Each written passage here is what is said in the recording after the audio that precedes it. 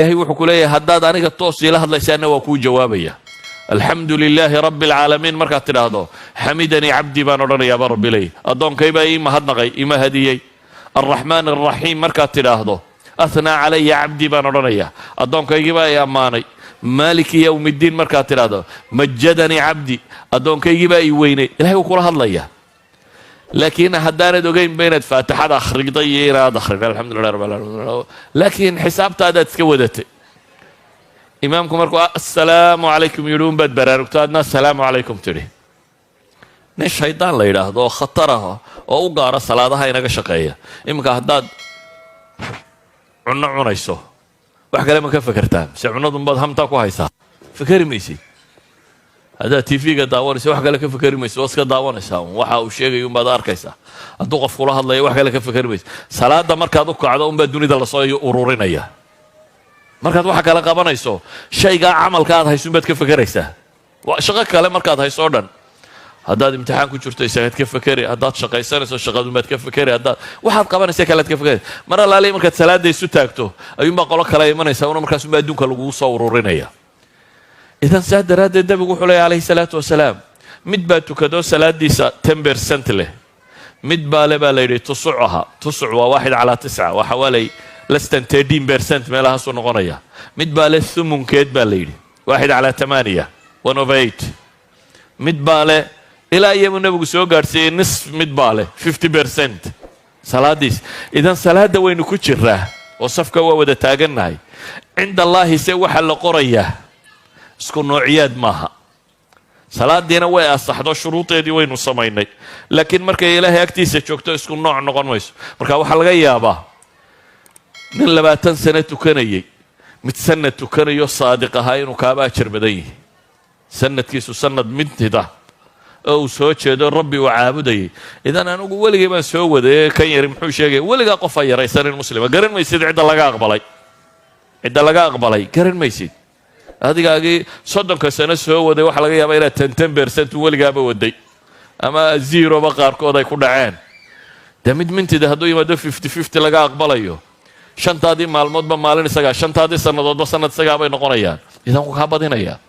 idan markaynu qabuulka ka waramayno waxaynu ka waramaynaa amma fil qulub wa mar waxaynu ka waramaynaa mawaanic khaarijiyin aan jirin wax manciyo joojiya salaadaada in la aqbalo مثلا النبي عليه الصلاة والسلام حليه 3 لا ترفع لهم صلاتهم فوق رؤوسهم شبرا حديث ابن ماجه حسن كا صدح صلاة دودة تاكاين لك مدحودة بما دافته مدنا وكسونو صلاة دمرك إنه دهنا لما أقبلين معناه موحوية وتسوع لنساء ما أجزاءت وقدي صلاة نمدي لقوا قبصن ما يا آخر لقوا ملا صلاة دي متكنين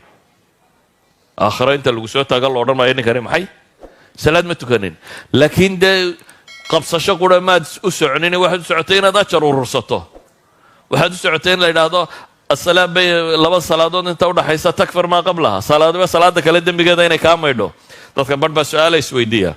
ونيو صلاة ولا صلاة كحيت هدي دم بجمع يرسى مثلا رمضان إلا رمضان محي ما يرسى ما جمع إلا جمع محي ما يرسى ده تادو مدير ناقص صباح هذا واحد بدل ما يرد مركي هراد 10% يا 5% يا 15 مركي هذا اسكو شابا يستال لغا يابا إني محي شنتي وحوغا ما يدو جمعي وحوغا قصو هذا برد ما يدو رمضان دينتي صو هذا برد ما يدو ده دال كبادي صو والغا يابا إني إسبير سطو لكن النبي عليه الصلاة والسلام صدح صلاة دودة مدحود الله ما فيه رجل أما قوما وهم له كارهون بنبور نندط شوب سكاها يستو صلاتك يوان رمين صلاة ديس وخطر دي ملاكا دولة دن يددن قصب كو هستانا مدام ايانو مالين يدي دي صلاة قرى هل صلاة كيكو هستانا وحبالين كأن أمة دانس كاف ضوبتينا ملا مداميو لكن حديث كناس كيسوح شيء من أما قوما وهم له كارهون ننك دد إمام النغضة إيقون نعب وان ربن ولذلك أئمة مساجد يرقى مساجد التكية وحكا وحف يعني إنه قلوب تددك إلاليه وددك وقف الرال لكيهن إنه النغضة محي qofka dadka tukinaya oo masaajidka inaan lagu haysanin uun maxaa qorsakaarmee tidhahdaan maxaa tidhahda inaanu iska afduubanine inay muslimku wada socdaan qulubta inay wada socotaaba ka muhiimsan waxa kaloo dhan sidaa ogeed buu nebigu yidhi wamra'atan baatat wa zawjuha calayha saakhitun gabadh hoyatay iyadoo ninkeedu u cadhaysayayana wax laga aqbali maayo idan dumarka muslimiinta waxa saaran inay isku dayaan zawjkeeda inay raaligeliso wamra'atan casat zawjaha xataa tarjicna xadiid kale sheegaya ka saddexaad waxa uu nebigu sheegay calayhi salaatu wassalaam ka saddexaad waxa uu nebigu sheegay waa akhawaani mutasaarimaan laba walaalo oo kala iska laalaada xadiidkii muxuu sheegayay qof kasta oo ilaahay rumeeya qof kastaoo laa yushriku billahi shay-an marka acmaasha ilaahay loo bandhigo khabiisaha iyo meelahaas oo kale in ilaahay dembigoo dhaafo xadiidkii sheegayay saxiixeynka ku yaallay laba mooyaane buu nebigu yidhi labadaasi waa kuwee laba ishaysta iyaga waxaa la idhaha andira haadayni xataa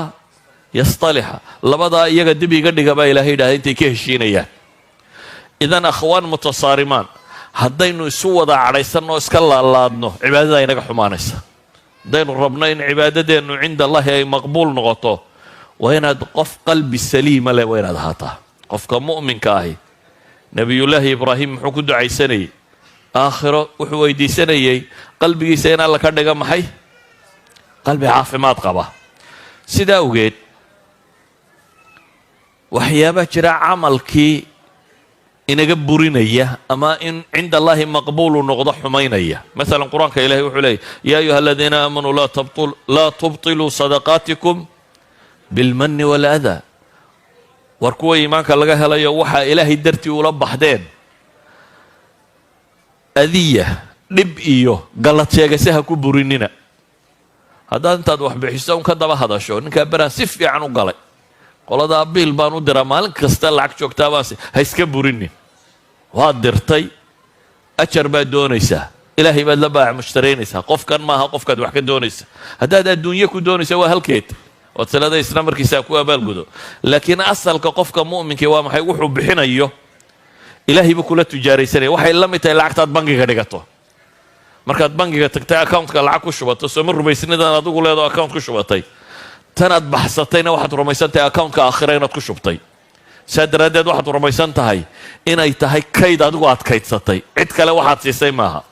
qofka muslimkii saasuu u fakeraya waxaanuu la baxay inay tahay kayd uu isagu meel dhigtay haddaba kaydkaaga ha iskaga burinin baa ilaahay leeyahy inaad sheegto oo aad manni aad dadka ugu gallad sheegato amase adiya iyo dhib inaad ka dabageyso sida awgeed waxaan leenahay ayuha alaxiba acmaasha in laynaga aqbalaa maalan nebigu wuxuu leeyahy calayhi salaatu wasalaam ninka caraaf u taga kuwan faalfaaliya waxaa kane rumaysta wuxuu sheego maxay xadiis riwaayaadka qaarkood waxay sheegayeen inaan 40 yowman maxay camalkiisa la aqbalin oo 40 casho camalkaaga la aqbali maayo haddii la yidhaha miyaad salaadaha iyo waxba iska dirisa maya waxba waad tukanaysaa waayo dimadaadaad rabtaa inaad beri yeesho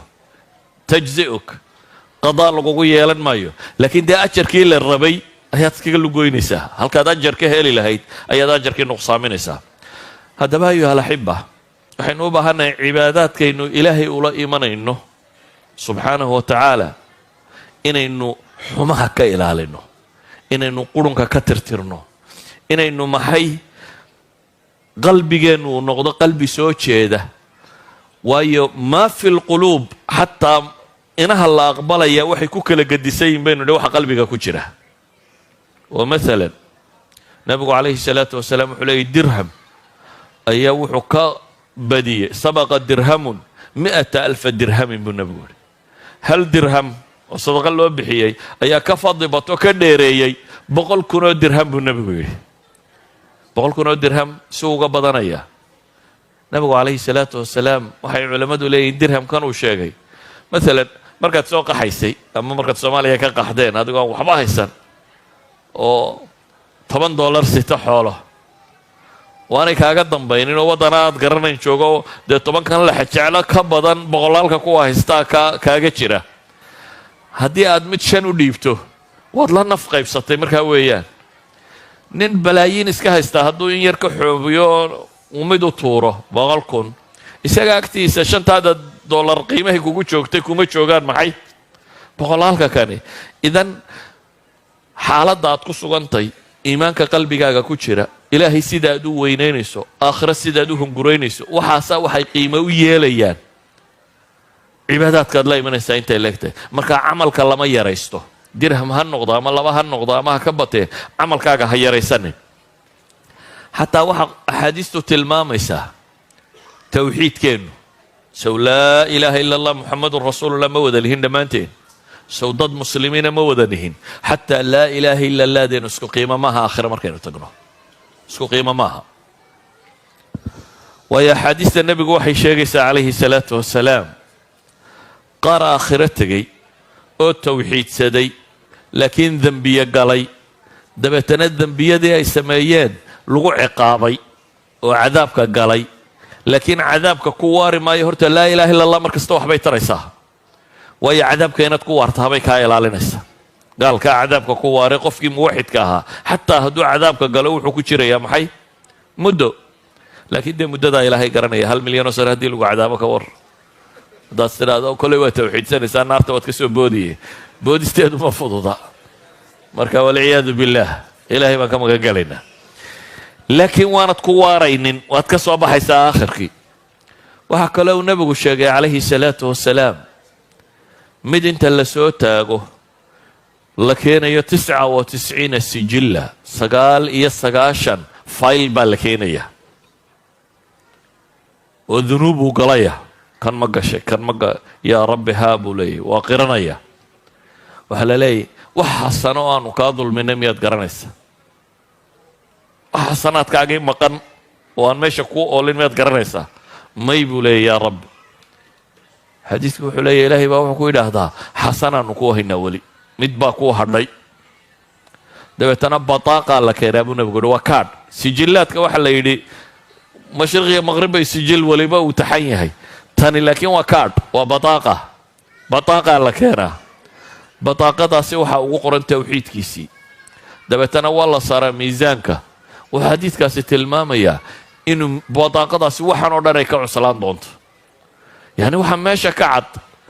dadkii wada tawxiidsaday inaan tawxiidkooda isku qiimo goynin qaar dunuubtii ay galeen ee zinadii iyo rabshadihii iyo wixii ay galeen inuu wada maydhi kari waayey dabeetana in naarta lagu soo daahirinayo